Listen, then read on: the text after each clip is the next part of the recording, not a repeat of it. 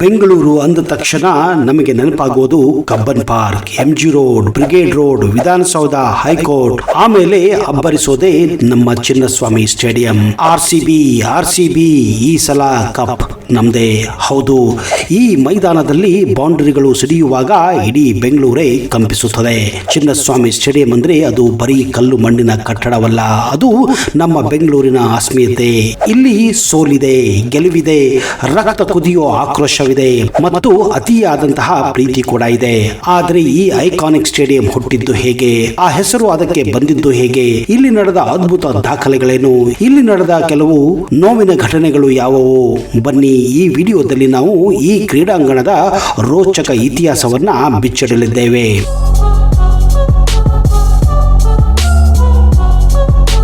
ನಮಸ್ಕಾರ ಸ್ನೇಹಿತರೆ. 1800ರ ದಶಕದ ಆರಂಭದಲ್ಲಿ ಬ್ರಿಟಿಷ್ ಈಸ್ಟ್ ಇಂಡಿಯಾ ಕಂಪನಿಯ ಸೈನಿಕರು ಬೆಂಗಳೂರನ್ನ ತಮ್ಮ ಕಂಟೋನ್ಮೆಂಟ್ ಅಂದ್ರೆ ದಂಡು ಪ್ರದೇಶವನ್ನಾಗಿ ಮಾಡಿಕೊಂಡಿದ್ದರು. ಆಗ ಬ್ರಿಟಿಷ್ ಅಧಿಕಾರಿಗಳು ತಮ್ಮ ಬಿಡುವಿನ ವೇಳೆಯಲ್ಲಿ ಮನರಂಜನೆಗಾಗಿ ಮಧ್ಯಾಹ್ನದಲ್ಲಿ ಕ್ರಿಕೆಟ್ ಆಡಲು ಶುರು ಮಾಡುತ್ತಾರೆ. ಮುಖ್ಯವಾಗಿ ಪರೇಡ್ ಗ್ರೌಂಡ್ ಅಂದ್ರೆ MG ರೋಡ್ ಪಕ್ಕ ಇರುವಂತಹ ಇಂದಿನ ಮಾಣಿಕ್ ಷಾ ಪರೇಡ್ ಮೈದಾನ ಆಗ ಕ್ರಿಕೆಟಿನ ಕೇಂದ್ರ ಬಿಂದುವಾಗಿತ್ತು. 1860ರ ಸುಮಾರಿಗೆ ಬ್ರಿಟಿಷರು ಕ್ರಿಕೆಟ್ ಆಡಲು ವ್ಯವಸ್ಥಿತ ಕ್ಲಬ್ಗಳನ್ನು ಕೂಡ ಸ್ಥಾಪನೆ ಮಾಡಿಕೊಂಡಿದ್ದರು. ಇದರಲ್ಲಿ ಬೆಂಗಳೂರಿನ ಯುನೈಟೆಡ್ ಸರ್ವಿಸ್ ಕ್ಲಬ್ ಪ್ರಮುಖವಾಗಿತ್ತು. ಆಗಿನ ಕಾಲದಲ್ಲಿ ಕ್ರಿಕೆಟ್ ಕೇವಲ ಬ್ರಿಟಿಷರಿಗೆ ಮತ್ತು ಗಣ್ಯರಿಗೆ ಮಾತ್ರ ಸೀಮಿತವಾಗಿತ್ತು. ಮೊದಲು ಬ್ರಿಟಿಷರು ಮಾತ್ರ ಕ್ರಿಕೆಟ್ ಅನ್ನು ಆಡುತ್ತಿದ್ದರು. ಕ್ರಮೇಣ ಸ್ಥಳೀಯ ಕನ್ನಡಿಗರು ಮತ್ತು ಮೈಸೂರು ಪ್ರಾಂತದ ಜನರು ಈ ಆಟದತ್ತ ಅಟ್ರಾಕ್ಟ್ ಆಗುತ್ತಾರೆ. 1880ರ ದಶಕದ ವೇಳೆಗೆ ಬೆಂಗಳೂರಿನಲ್ಲಿ ಸ್ಥಳೀಯ ತಂಡಗಳು ಸಣ್ಣ ಮಟ್ಟದಲ್ಲಿ ಸಕ್ರಿಯವಾಗುತ್ತವೆ. ಬ್ರಿಟಿಷ್ ಆರ್ಮಿ ತಂಡಗಳ ವಿರುದ್ಧ ಬೆಂಗಳೂರಿನ ಸ್ಥಳೀಯ ತಂಡಗಳು ಪಂದ್ಯಗಳನ್ನು ಆಡಲು ಶುರು ಮಾಡುತ್ತಾರೆ. ಇದೇ ಸಮಯದಲ್ಲಿ ನೋಡಿ, ಕನ್ನಡಿಗರಲ್ಲಿ ಕ್ರಿಕೆಟ್ ಕೌಶಲ್ಯ ಬೆಳೆಯಲು ಸಹಕಾರಿಯಾಗಿತ್ತು. ಜಯಚಾಮರಾಜೇಂದ್ರ ಒಡೆಯರ್ ಅವರು ಕ್ರಿಕೆಟ್ನ ದೊಡ್ಡ ಅಭಿಮಾನಿಗಳಾಗಿದ್ದರು. ಅವರು ಬೆಂಗಳೂರಿನಲ್ಲಿ ಕ್ರಿಕೆಟ್ ಮೈದಾನಗಳ ಅಭಿವೃದ್ಧಿಗೆ ಮತ್ತು ಸ್ಥಳೀಯ ಆಟಗಾರರಿಗೆ ಸೌಲಭ್ಯ ಒದಗಿಸಲು ಬ್ರಿಟಿಷರೊಂದಿಗೆ ಸಹಕರಿಸುತ್ತಾರೆ. ಬ್ರಿಟಿಷ್ ಶೈಲಿಯ ಆಟಕ್ಕೆ ರಾಜಾಶ್ರಯ ಸಿಕ್ಕಿದ್ದರಿಂದ ಬೆಂಗಳೂರು ಕೇವಲ ಮಿಲಿಟರಿ ಕೇಂದ್ರವಾಗಿ ಉಳಿಯದೆ ದಕ್ಷಿಣ ಭಾರತದ ಕ್ರಿಕೆಟ್ ಹಬ್ ಆಗಿ ಬೆಳೆದಿತ್ತು. ಬ್ರಿಟಿಷರ ಕಾಲದಲ್ಲಿ ಬೆಂಗಳೂರಿನ ಸೆಂಟ್ರಲ್ ಕಾಲೇಜ್ ಮೈದಾನ ಕ್ರಿಕೆಟ್ ಚಟುವಟಿಕೆಗಳ ಕೇಂದ್ರ ಬಿಂದುವಾಗಿತ್ತು. ಅನೇಕ ಬ್ರಿಟಿಷ್ ಅಧಿಕಾರಿಗಳು ಮತ್ತು ಪ್ರೊಫೆಸರ್ಗಳು ಇಲ್ಲಿ ಪಂದ್ಯಗಳನ್ನು ಆಯೋಜಿಸುತ್ತಿದ್ದರು.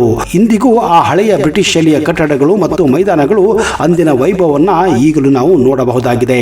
ಬ್ರಿಟಿಷರು ಬೆಂಗಳೂರನ್ನ ಬಿಟ್ಟು ಹೋದರು. ಅವರು ಬಿಟ್ಟು ಹೋದ ಆ ಜೆಂಟಲ್ಮನ್ ಗೇಮ್ ಇಂದು ಬೆಂಗಳೂರಿನ ಜನರ ರಕ್ತದಲ್ಲಿ ಬೆರೆತು ಹೋಗಿದೆ. ಬ್ರಿಟಿಷರು ಭಾರತ ಬಿಟ್ಟು ಹೋದರು, ಆದರೆ ಅವರು ಬಿಟ್ಟು ಹೋದ ಕ್ರಿಕೆಟ್ ಹುಚ್ಚು ಭಾರತೀಯರ ರಕ್ತದಲ್ಲಿ ಅಬ್ಬರಿಸಲು ಪ್ರಾರಂಭವಾಗಿತ್ತು.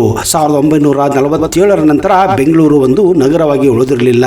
ಅದು ದಕ್ಷಿಣ ಭಾರತದ ಕ್ರಿಕೆಟ್ ಶಕ್ತಿಯಾಗಿ ರೂಪಾಂತರಗೊಂಡಿತ್ತು.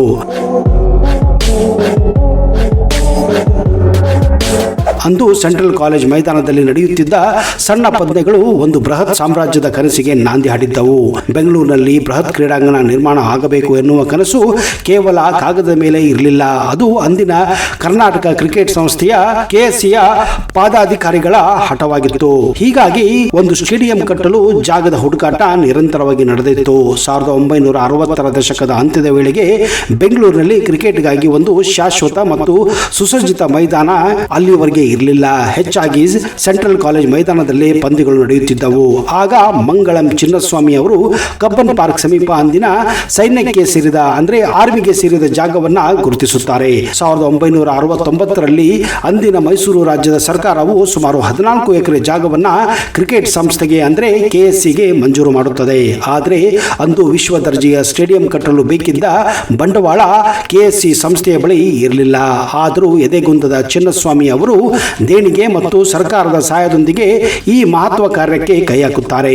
ಆರಂಭದಲ್ಲಿ ಇದನ್ನ ಅಧಿಕೃತವಾಗಿ ಕರ್ನಾಟಕ ರಾಜ್ಯ cricket association stadium KSCA stadium ಎಂದೇ ಕರೆಯಲಾಗುತ್ತಿತ್ತು. ಅಂದು ಈ ಮೈದಾನದಲ್ಲಿ ಯಾವುದೇ ಭವ್ಯವಾದ ಗ್ಯಾಲರಿಗಳಿರಲಿಲ್ಲ.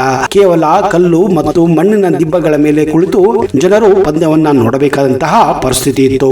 ಈ ಮೈದಾನದ ವಿಶೇಷ ಏನೆಂದರೆ ಇದರ ವೃತ್ತಾಕಾರ ವಿನ್ಯಾಸ. ಪ್ರೇಕ್ಷಕರು ಎಲ್ಲಿ ಕುಳಿತರೂ ಮೈದಾನದ ದೃಶ್ಯ ಸ್ಪಷ್ಟವಾಗಿ ಕಾಣುವಂತೆ ಇದನ್ನ ವಿನ್ಯಾಸಗೊಳಿಸಲಾಗಿತ್ತು.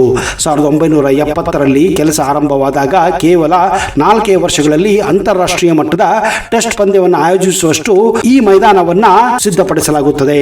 ನವೆಂಬರ್ 22, 1974 ಈ ದಿನ ಇತಿಹಾಸ ಪುಟಗಳಲ್ಲಿ ಸುವರ್ಣಾಕ್ಷರಗಳಲ್ಲಿ ಬರೆಯಲ್ಪಡುವಂತಹ ಒಂದು ದಿವಸವಾಗಿದೆ. ಚಿನ್ನಸ್ವಾಮಿ ಸ್ಟೇಡಿಯಂನಲ್ಲಿ ನಡೆದ ಮೊದಲ ಟೆಸ್ಟ್ ಪಂದ್ಯ ಎದುರಾಳಿ ಯಾರಿಗೆ ಗೊತ್ತಾ? ಅಂದಿನ ಕ್ರಿಕೆಟ್ ಲೋಕದ ಭೀಕರ ರಾಕ್ಷಸರೆಂದು ಕರೆಯಲ್ಪಡುವ ವೆಸ್ಟ್ ಇಂಡೀಸ್ ತಂಡ. ಇದೇ ಮೈದಾನದಲ್ಲಿ ಕ್ರಿಕೆಟ್ ಲೋಕದ ಇಬ್ಬರು ದಂತಕಥೆಗಳಾದಂತಹ ವಿವಿಯನ್ ರಿಚರ್ಡ್ಸ್ ಮತ್ತು ಗಾರ್ಡನ್ ಗ್ರೀನಿಶ್ ತಮ್ಮ ವೃತ್ತಿ ಜೀವನವನ್ನ ಆರಂಭಿಸಿದರು. ಅಂದರೆ ಅವರು ಆಡಿದ ಮೊಟ್ಟ ಮೊದಲ ಟೆಸ್ಟ್ ಮ್ಯಾಚ್ ಬೆಂಗಳೂರಿನಲ್ಲಿ ಆಗಿತ್ತು. ಭಾರತದ ಪರವಾಗಿ ಪಟೌಡಿ ಅವರ ನಾಯಕತ್ವದಲ್ಲಿ ನಮ್ಮ ಆಟಗಾರರು ಅಬ್ಬರಿಸಿದ್ದರು. ಅಂದಿನಿಂದ ಈ ಮೈದಾನಕ್ಕೆ ವಿಜಯದ ಕಳೆ ಬಂದಿತ್ತು. 1975ರಲ್ಲಿ ಈ ಮೈದಾನದ ನಿರ್ಮಾಣಕ್ಕೆ ಕಾರಣರಾದಂತಹ ಎಂ ಚಿನ್ನಸ್ವಾಮಿ ಅವರ ಗೌರವಾರ್ಥವಾಗಿ ಅಂದಿನ ಕೆಎಸ್ಸಿ ಸ್ಟೇಡಿಯಂ ಅನ್ನ ಎಂ ಚಿನ್ನಸ್ವಾಮಿ ಸ್ಟೇಡಿಯಂ ಎಂದು ಮರುನಾಮಕರಣ ಮಾಡಲಾಗುತ್ತದೆ. ಈ ಕಥೆಯ ಅಸಲಿ ಹೀರೋ ಮಂಗಳಂ ಚಿನ್ನಸ್ವಾಮಿ. ಅವರು ಮೂಲತಃ ಒಬ್ಬ ವಕೀಲರಾಗಿದ್ದರು. ಇವರಿಗೆ ಕ್ರಿಕೆಟ್ ಮೇಲಿನ ಪ್ರೀತಿಯಿಂದ ಕರ್ನಾಟಕ ಕ್ರಿಕೆಟ್ ಅಸೋಸಿಯೇಷನ್ ನ ಚುಕ್ಕಾಣಿಯನ್ನು ಹಿಡಿದಿದ್ದರು. ಚಿನ್ನಸ್ವಾಮಿ ಕ್ರೀಡಾಂಗಣ ಕರ್ನಾಟಕ ರಣಜಿ ತಂಡದ ಕೋಟೆ ಇದ್ದಂತೆ. ಈ ಮೈದಾನದಲ್ಲಿ ಗುಂಡಪ್ಪ ವಿಶ್ವನಾಥ್, ಪ್ರಸನ್ನ, BS ಚಂದ್ರಶೇಖರ್, ರಾಹುಲ್ ದ್ರಾವಿಡ್, ಜಾವಗಲ್ ಶ್ರೀನಾಥ್, ಅನಿಲ್ ಕುಂಬ್ಳೆ, ವೆಂಕಟೇಶ್ ಪ್ರಸಾದ್, KL ರಾಹುಲ್ ಅವರಂತಹ ದಂತಕಥೆಗಳು ಕರ್ನಾಟಕಕ್ಕೆ ಎಷ್ಟೋ ಜಯವನ್ನ ತಂದುಕೊಟ್ಟಿದ್ದಾರೆ. 1990ರಲ್ಲಿ ಕರ್ನಾಟಕ ಮತ್ತು ಮುಂಬೈ ನಡುವೆ ಇಲ್ಲಿ ನಡೆದ ಹೈ ವೋಲ್ಟೇಜ್ ಪಂದ್ಯಗಳು ಇಂದಿಗೂ ಅಭಿಮಾನಿಗಳ ಮನಸ್ಸಿನಲ್ಲಿ ಹಸಿರಾಗಿವೆ. ಸ್ಟೇಡಿಯಂನ ಗ್ಯಾಲರಿಯಲ್ಲಿ ಕುಳಿತು ಸಾವಿರಾರು ಜನರು ವಿದೇಶಿ ಪಂದ್ಯಗಳನ್ನು ನೋಡುವುದು ಇಲ್ಲಿನ ವಿಶೇಷತೆ. ಅಂದ ಹಾಗೆ ಸುನಿಲ್ ಗವಾಸ್ಕರ್ ಅವರು ತಮ್ಮ ಕೊನೆಯ ಟೆಸ್ಟ್ ಮ್ಯಾಚ್ ಆಡಿದ್ದು ಇದೇ ಬೆಂಗಳೂರಿನ ಪಿಚ್ ನಲ್ಲಿ. ಅದು 1987. ಪಾಕಿಸ್ತಾನದ ವಿರುದ್ಧ ಈ ಪಂದ್ಯದಲ್ಲಿ ಪಿಚ್ ತುಂಬಾ ಕೆಟ್ಟದಾಗಿತ್ತು ಎಂಬ ಆರೋಪಗಳು ಕೂಡ ಕೇಳಿ ಬಂದಿದ್ದವು. ಪಂದ್ಯದ ಮೊದಲ ದಿನವೇ ಚೆಂಡು ಅತಿಯಾಗಿ ತಿರುಗಲು ಆರಂಭಿಸಿತ್ತು. ಭಾರತ ಈ ಪಂದ್ಯ ಸೋತಿದ್ದರೂ ಗವಾಸ್ಕರ್ ಅವರು ಆ ಪಿಚ್ ಮೇಲೆ ಆಡಿದ 96 ರನ್ಗಳ ಇನ್ನಿಂಗ್ಸ್ ಇಂದಿಗೂ ಶ್ರೇಷ್ಠವಾದುದು ಅಂತ ಪರಿಗಣಿಸಲಾಗುತ್ತಿದೆ. ಆದರೆ ಪಿಚ್ ವಿನ್ಯಾಸದ ಬಗ್ಗೆ ಆಗ ಭಾರಿ ಟೀಕೆ ಕೂಡ ವ್ಯಕ್ತವಾಗಿತ್ತು. 1996ರ ವಿಶ್ವಕಪ್ ಕ್ವಾರ್ಟರ್ ಫೈನಲ್ ಪಂದ್ಯ ಈಗಲೂ ಕೂಡ ಯಾರು ಕೂಡ ಮರೆಯೋದಿಲ್ಲ. ಭಾರತ ಮತ್ತು ಪಾಕಿಸ್ತಾನ ತಂಡಗಳು ಆವಾಗ ಮುಖಾಮುಖಿಯಾಗಿದ್ದವು. ಇಡೀ ದೇಶವೇ ಟಿವಿ ಮುಂದೆ ಉಸಿರು ಬಿಗಿ ಹಿಡಿದು ಕುಳಿತಿತ್ತು. ಆ ದಿನ ಮೈದಾನದಲ್ಲಿ ನಡೆದಿದ್ದು ಬರೀ ಆಟವಲ್ಲ, ಅದು ಅಪ್ಪಟ ಭಾವನೆಗಳ ಸಂಘರ್ಷ ಅಂತಾನೆ ಹೇಳಬಹುದು. ಒಂದು ರೀತಿ ಇದನ್ನ ಕ್ರಿಕೆಟ್ ವಾರ್ ಅಂತಾನೆ ಕರೆಯಬಹುದು. ಭಾರತ ನೀಡಿದ್ದ 288 ರನ್ಗಳ ಗುರಿಯನ್ನ ಬೆನ್ನಟ್ಟಿದ ಪಾಕಿಸ್ತಾನ ಸ್ಫೋಟಕ ಆರಂಭವನ್ನ ಪಡೆದಿತ್ತು. ನಾಯಕ ಅಮೀರ್ ಸೊಹೇಲ್ ಅಬ್ಬರಿಸಿದ್ದರು.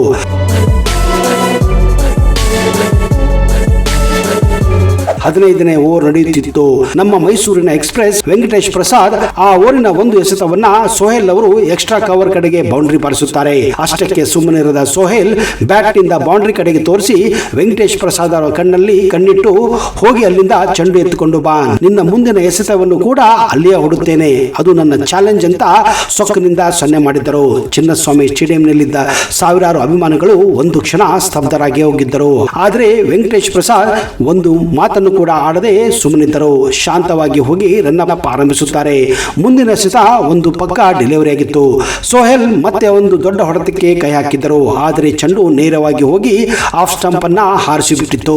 ಜ್ವಾಲಾಮುಖಿಯಾಗಿದ್ದ ಚಿನ್ನಸ್ವಾಮಿ ಸ್ಟೇಡಿಯಂ ಸೊಹೇಲ್ ಅವರು ಕ್ಲೀನ್ ಬೋಲ್ಡ್ ಆಗಿದ್ದನ್ನ ಕಂಡ ವೆಂಕಟೇಶ್ ಪ್ರಸಾದ್ ಅವರಲ್ಲಿ ಶಾಂತತೆ ಮಾಯವಾಗಿತ್ತು. ಅಬ್ಬರಿಸುತ್ತಾ ಸೊಹೇಲ್ ಹತ್ತಿರ ಹೋಗಿ ಪೆವಿಲಿಯನ್ ಕಡೆಗೆ ಕೈ ತೋರಿಸಿ ಈಗ ಸುಮ್ಮನೆ ಹೋಗುವಂತ ಆಕ್ರೋಶದಿಂದ ಕೂಗಿ ಹೇಳಿದ್ದರು. ಆಗ ಚಿನ್ನಸ್ವಾಮಿ ಸ್ಟೇಡಿಯಂ ಅಕ್ಷರಶಃ ಜ್ವಾಲಾಮುಖಿಯಾಗಿ ಪರಿವರ್ತನೆಗೊಂಡಿತ್ತು. ಚಿನ್ನಸ್ವಾಮಿ ಸ್ಟೇಡಿಯಂ ಕೇವಲ ಒಂದು ಕ್ರೀಡಾಂಗಣವಲ್ಲ, ಅದು RCB ತಂಡದ ಭದ್ರಕೋಟೆ.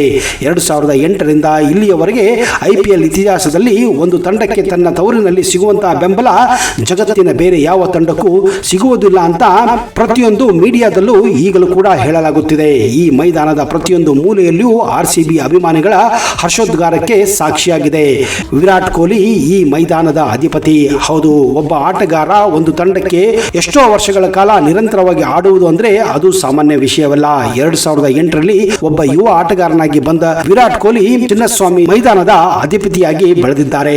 ಚಿನ್ನಸ್ವಾಮಿ ಸ್ಟೇಡಿಯಂ ಬೌಂಡ್ರಿಗಳು ಚಿಕ್ಕದಾಗಿದೆ. ಇಲ್ಲಿ ರನ್ ಹೊಡೆಯುವುದು ಸುಲಭ, ಆದರೆ ಇಲ್ಲಿ ಬೌಂಡ್ರಿಗಿಂತ ಹೆಚ್ಚಾಗಿ ವಿರಾಟ್ ಕೊಹ್ಲಿ ನೀಡುವ ಎನರ್ಜಿ ಪ್ರೇಕ್ಷಕರನ್ನ ಸೆಳೆಯುತ್ತದೆ.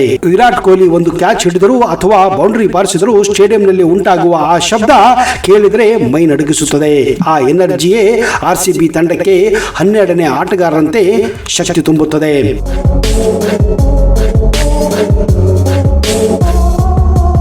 ಚಿನ್ನಸ್ವಾಮಿ ಸ್ಟೇಡಿಯಂನಲ್ಲಿ ಯೂನಿವರ್ಸಲ್ ಬಾಸ್ ಕ್ರಿಸ್ ಗೇಲ್ ಅಬ್ಬರ.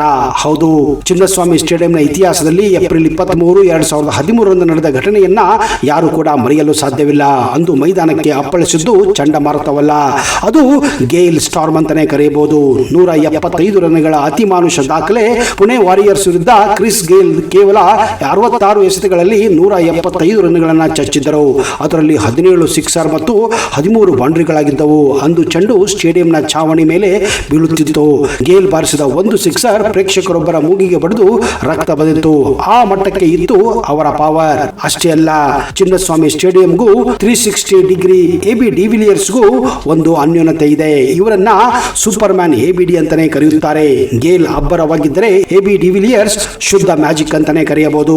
ಮೈದಾನದ ಯಾವುದೇ ಮೂಲೆಗೆ ಬೇಕಾದರೂ ಚೆಂಡನ್ನ ಕಳಿಸುವ ಇವರ ಕಲೆಗೆ ಚಿನ್ನಸ್ವಾಮಿ ಸ್ಟೇಡಿಯಂ ಫಿದಾ ಆಗಿತ್ತು. ದಕ್ಷಿಣ ಆಫ್ರಿಕಾದ ಎಬಿಡಿ ಬ್ಯಾಟಿಂಗ್ ಮಾಡಲು ಬಂದರೆ ಇಡೀ ಮೈದಾನ ಎಬಿಡಿ ಅಂತ ಕೂಗುತ್ತಿತ್ತು. ಅಂತಾರಾಷ್ಟ್ರೀಯ ಪಂದ್ಯಗಳಲ್ಲಿ ಭಾರತ ವಿರುದ್ಧ ಎಬಿಡಿ ಆಡುತ್ತಿದ್ದಾಗಲೂ ಬೆಂಗಳೂರಿನ ಜನ ಅವರಿಗೆ ಚಪ್ಪಾಳೆಯನ್ನ ತಟ್ಟುತ್ತಿದ್ದರು. ಅಂದ್ರೆ ಅವರ ಕ್ರೇಜ್ ಎಷ್ಟಿರಬೇಕು ನೀವೇ ಊಹಿಸಿ.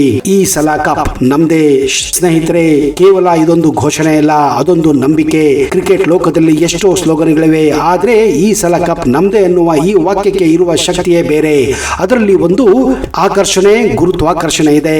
ಕಳೆದ ಹಲವಾರು ವರ್ಷಗಳಿಂದ ಪ್ರತಿಯೊಬ್ಬ ಕನ್ನಡಿಗನ ಮತ್ತು ಆರ್ಸಿಬಿ ಅಭಿಮಾನಿ ಎದೆಯಲ್ಲಿ ಮೊಳಗುತ್ತಿರುವ ಏಕೈಕ ಮಂತ್ರವೇ ಅದೇ, ಈ ಸಲ ಕಪ್ ನಮ್ದೇ. ಹಾಗಾದ್ರೆ ಈ ಸಲವೂ ಆರ್ಸಿಬಿ ಇದೇ ಚಿನ್ನಸ್ವಾಮಿ ಕ್ರೀಡಾಂಗಣದಲ್ಲಿ ಕಪ್ ಗೆಲ್ಲುತ್ತದೆ ಅನ್ನುವ ಭರವಸೆಯೊಂದಿಗೆ ಈ ವಿಡಿಯೋನ ಇಲ್ಲಿಗೆ ಮುಗಿಸ್ತಾ ಇದ್ದೀನಿ. ನಿಮಗೇನಾದರೂ ಚಿನ್ನಸ್ವಾಮಿ ಸ್ಟೇಡಿಯಂ ಬಗ್ಗೆ ಹಾಗೂ ಆರ್ಸಿಬಿ ತಂಡದ ಬಗ್ಗೆ ಅನುಭವಗಳಿದ್ದರೆ ದಯವಿಟ್ಟು ಕಮೆಂಟ್ ಬಾಕ್ಸ್ ಅಲ್ಲಿ ಹಾಕಿ.